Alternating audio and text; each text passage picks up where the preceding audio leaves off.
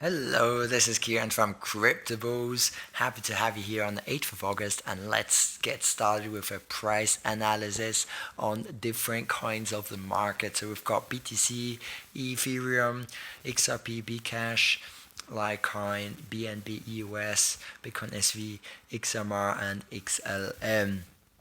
Alright, so the rally in the cryptocurrency market has largely been led by Bitcoin.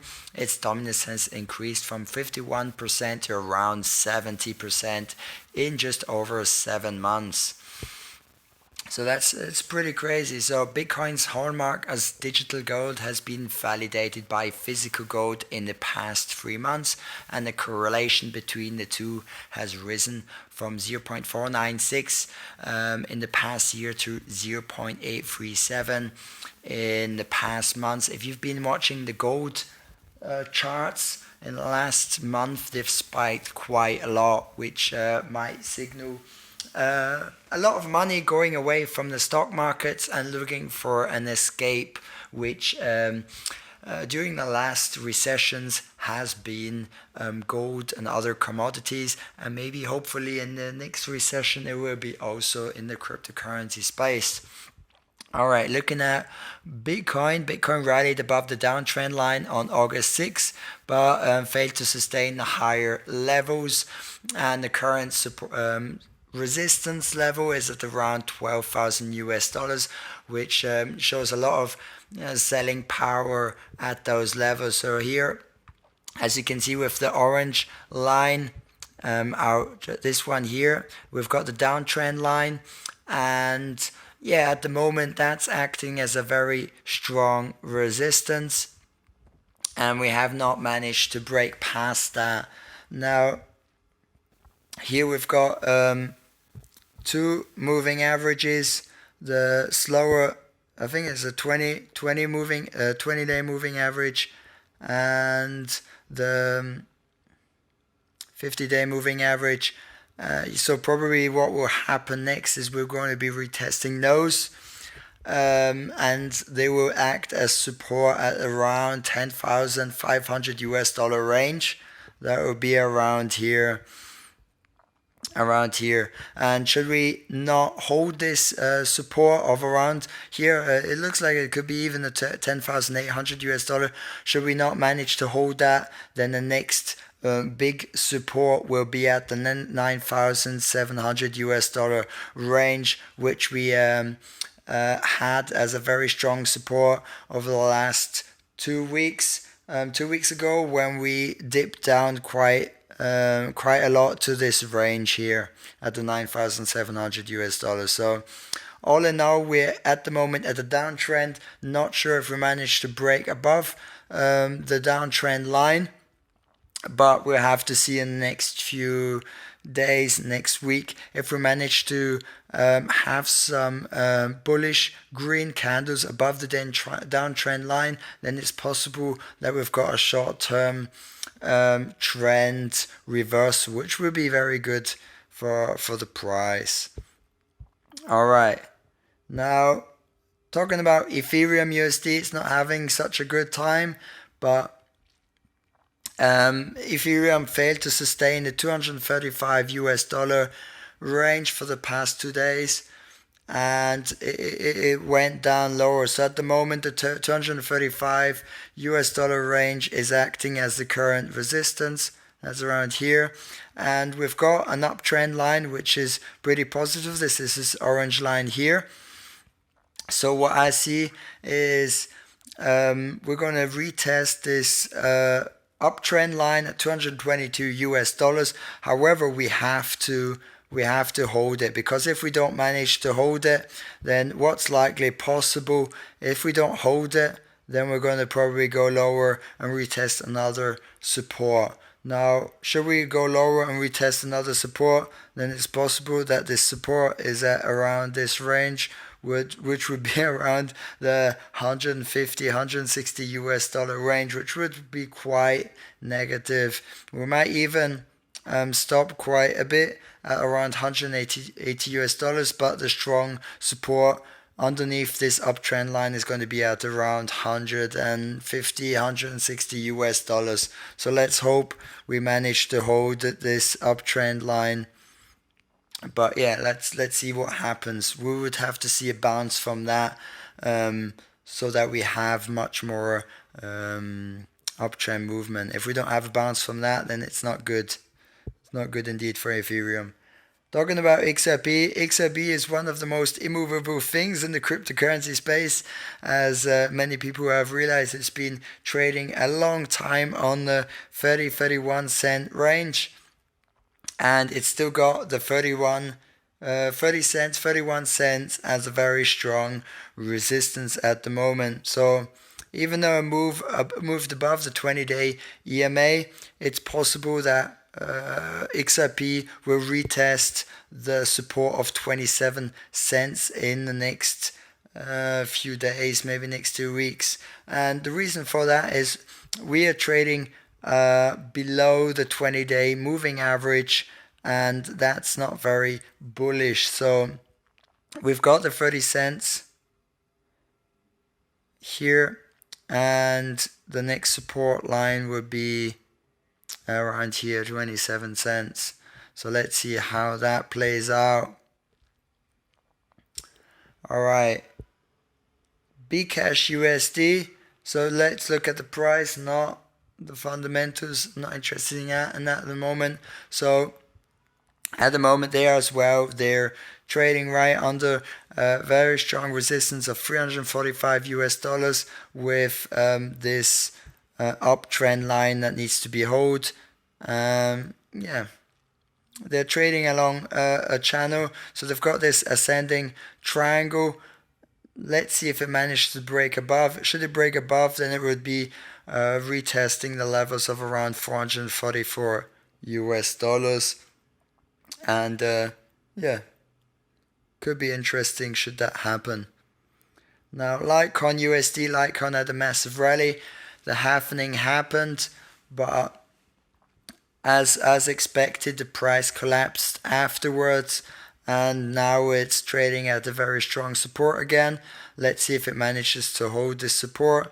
It's trading at around 90 US dollars. The next support is at 83 US dollars. So it'll probably retest that before it might try and find new highs, new higher highs.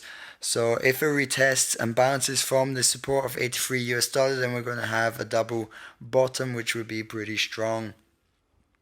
But yeah, as anticipated, the hype pushed the price a lot higher, the hype from the halvening, and now this hype has died down and the price has corrected and find some better, healthier support areas. Alright, BNB USD, Binance coin has also had a bit of a correction, and it's recently broken above the 20-day EMA, and now attempting to rise and go above this uptrend line, which is acting as a resistance. So it's interesting. Let's see if it manages to break above this uptrend line. And it's just a matter of seeing if it's got the volume to break above this uptrend line. Should it break above this uptrend line, then it's possible that we see the price move over to 31 US dollars. However, should it not manage to break above this uptrend line, then the price will go down and retest 24 US dollar support, and that is the support that was tested a while ago. On the 15th of July. Yes, July. All right. EOS USD. EOS broke below the trend line on August 6th, and which was invalidated the developing ascending triangle pattern. So here you've got the uptrending line, which was broken down. Here you see there was a breakdown below this uptrend line. This means that the ascending triangle has been invalidated, so we won't be testing this resistance of $4.80. and it's more likely that we'll be retesting the support of $4. So should this support not hold, then it's very likely that we will be seeing prices of $3.30 very soon. All right. Now, BSV USD has not had a lot of good price action. It's had also a big correction, but I won't be talking about that too much, possibly also due to the negative news recently about the chain split. So yeah, I don't follow BSV USD that much, but it's being in a descending channel. It's retesting the upper line of the descending channel. So probably what will happen now is it will retest lower lows of maybe $130 range. Should it trade back down, swing downwards, or even maybe the $80 range, and find support on the lower line of the channel, which would be this one here. All right. Now, XMR USD, the recovery in Monero has hit a wall just below the minor resistance of $98, and yeah, we anticipate another attempt to scale the $100 range above, which should rally to $107 if the rally continues. But it's a question. It has to break past this $98 resistance. That's about it. Not much more to be said about that. All right, let's continue to the next article, and that's about a crypto tax bill introduces in the U.S.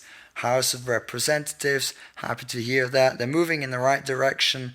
Tax regulations have been quite complicated, or not even really that existent in the last years, making tax filing super complicated for people trading in the cryptocurrency space, investing in the cryptocurrency space.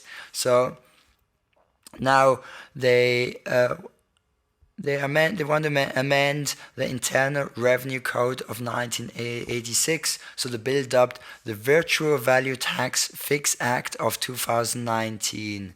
And the bill basically contains the following: no gain or loss shall be recognized on the exchange of real property held for productive use in a trade or business, or for investment if such real property is exchanged solely for real property of like kind, which is to be held either for productive use in a trade or business or for investment. So basically, the bill is seeking so that the exchange of virtual currency for virtual currency is like kind shall be treated in the same manner as the exchange of real property for real property of like kind. So if I sell gold for gold, then you should not have a double taxation. So this is pretty good. So we would eliminate the double taxation aspect of cryptocurrency, which was problematic for people trading. So the safe harbor in July, U.S. Congressman Tom Emmer reintroduced his safe harbor for taxpayers with forked assets bill in order to foster blockchain industry growth in the U.S. by lessening the burden on businesses to figure out relevant tax laws. In Emmer's own words, taxpayers only comply with the law when the law is clear. The safe harbor bill is not intended to eliminate taxes on a hard forked blockchain, but it aims to provide a safe harbor to investors who do not properly account for a hard fork in calculating their tax returns. So very good news, and also good to see that the US is moving into a more transparent tax area of cryptocurrency regulation. I like to see that. Hopefully more regulations will come about to allow for positive cryptocurrency adoption, cryptocurrency growth in the US. Alright, so in the last video I talked about the KYC scam happening on Binance, And here's some more information on the Binance customer data has leaked, what is known and what is not known. So quick recap. So the Binance, the world's largest cryptocurrency exchange by trading volume, said it's investigating an alleged leak of its customer verification information. So apparently this leak is said to be directly related to a hack that stole 7,000 Bitcoin last May. I reported on that. So that was an unfortunate hack, but apparently during that hack, not only Bitcoin was stolen, but also KYC information. So Binance added that the unidentified individual previously demanded 300 BTC from it for withholding 10,000 photos that bear similarity to Binance KYC data. However, Binance refused to continue the conversation and pay the ransom. And what happened is that the hacker has started leaking this information and putting this information on a Telegram channel. So that's unfortunate. So now here there's a third user we contacted could have been a victim of identity theft. The photograph we analyzed contained a face similar to the victim's but incorrect access information. An error level analysis of the photo suggests that some of the image have been modified, especially the brighter edges in the photo. Similar edges should have similar brightness. ELA wrote the photo forensic sites. Photo forensics, all high contrast edges to look similar. So what he's trying to say in this is that the images from this hack are not the same as the ones that are present in current Binance KYC information. So currently they're investigating with the third-party vendor from fraud information. They're continuing to investigate and keep us informed. Yeah. So this is very interesting, but apparently this information is coming from previous KYC information, so old KYC Binance information. But yeah, hopefully this is not the case. I haven't put my KYC information in Binance, luckily, so I won't be affected by this hack. So hopefully you will also not be affected. But if you've had it, hopefully this KYC information is from another exchange and not old Binance data, which was stolen from the BTC hack in May. But yeah, so not very positive indeed, huh? Not very positive. So that was it for today. Hope you found this information valuable and interesting. And stay positive. Don't focus too much on the price. And I'll see you in the next video. Have a nice one. Bye bye.